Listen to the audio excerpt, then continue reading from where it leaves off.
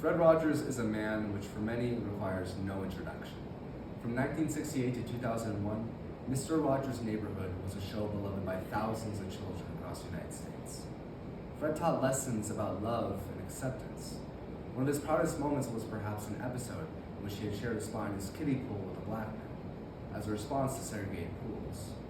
You see, Fred Rogers was not afraid to welcome anybody into his neighborhood. For many of my generation, I cannot blame them for not knowing who Mr. Rogers is. But perhaps I can show you a little of who he was. In spring of 2002, Fred Rogers gave the following commencement address at the Dartmouth University graduation ceremony.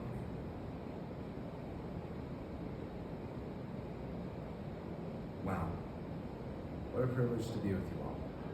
Since I've arrived here in Hanover, many have greeted me by saying, it's a beautiful day in this neighborhood. Well, indeed, it is a beautiful day. When I was at Dartmouth, the tuition, room, and board all added up to $1,000 a year.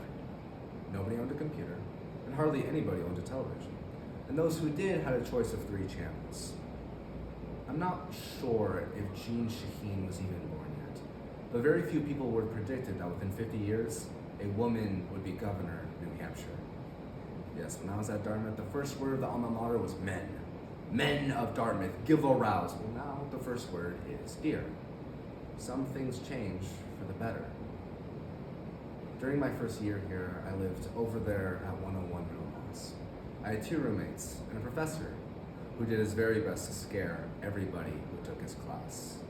And he gave me what was perhaps the lowest grade I've ever gotten at any school, anywhere. But I also had an astronomy professor, George Dimitrov, who looked for and found what was best in each of his students. When I look up at the night sky, I still think of that extra special kind man. What he taught me was that our world hangs like a magnificent jewel in the vastness of space. Each one of us is part of that jewel, a facet of it. And in the perspective of infinity, our differences are infinitesimal. We are intimately related. May we never pretend that we are not. Have you heard my favorite story that came from the Seattle Special Olympics? Well, for the 100-yard dash, there were 9 contestants, all of which so-called mentally or physically disabled. All 9 of them assembled at the starting line, and at the sound of a gun, took off. But not long afterwards, one little boy stumbled and fell. He hurt his knee and began to cry. When the other 8 contestants heard him crying, they slowed down, turned around, and ran back to him. Every one of them ran back to him. One little girl with Down syndrome bent down and kissed the boy and said, "This will make it better." The little boy got up, and he and the rest of the runners linked arms and joyfully walked to the finish line. And when they did, everybody in the stadium stood up, clapped, whistled, and cheered for a long, long time. People who were there still tell the story with great delight. And you know why. Because deep down we know that what truly matters in this life is more than just winning for ourselves. What matters is helping others win too, even if it means slowing down and changing our course now and then. I am very much interested in choices, and what it is and who it is that enable us human beings to make the choices we make through our lives. What choices lead to ethnic cleansing? What choices lead to healing? What choices lead to the destruction of the environment, the erosion of the Sabbath, suicide bombings, and students shooting teachers? What choices encourage heroism in the midst of chaos? I have a multitude of things which I hang in my office, which people have given me through the years.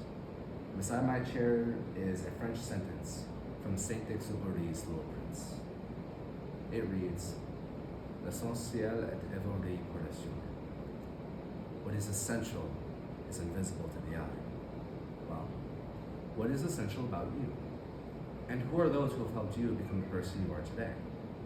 Anybody who has ever graduated from a college, anybody who has ever been able to sustain a good work, has had at least one person, and often many, who have helped him or her. We just don't get to be competent human beings without a lot of different investments from others. On that note, I'd like to give everybody here an invisible gift. A gift of a silent minute, to think about those who have helped you become the person you are today. Some may be here right now, some may be far away, and others, like my astronomy professor, may even be in heaven. Wherever they are, if they have loved you, and truly cared about you, let's take this moment in order to remember them. Just 30 seconds. I'll time it.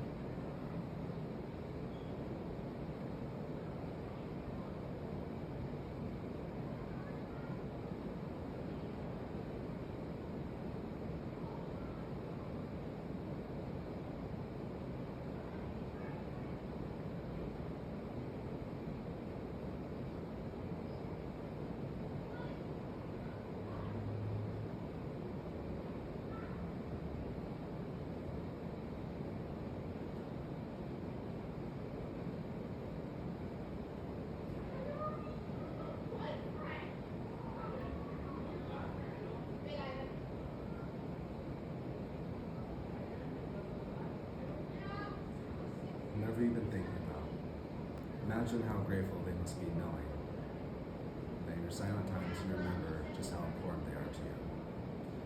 You see, it's not the prizes and the gifts and the awards that ultimately make this life worth it. It's the knowing that we can be trusted, and that the bedrock of our lives on which we make our choices is very good stuff. There's a neighborhood song which I often sing to my children. I'd like to give you the words of that song right now. It's you I like. It's not the things you wear. It's not the way you do your hair. But it's you I like. The way you are right now. The way down deep inside you. Not the things that hide you. Not your caps and gowns. They are just beside you. But it's you I like. Every part of you. Your skin, your feelings, your eyes. I hope that you remember, even when you're feeling blue, whether old or new. That's you I like. It's you yourself. It's you. It's you I like. And what that ultimately means, of course, is that you never have to do anything sensational in order for those to love you. When I say it's you I like, I'm talking about the part of you that knows that life is far more than anything you can ever see, hear, or touch. That deep part of you that allows you to stand for those things for which humankind cannot survive.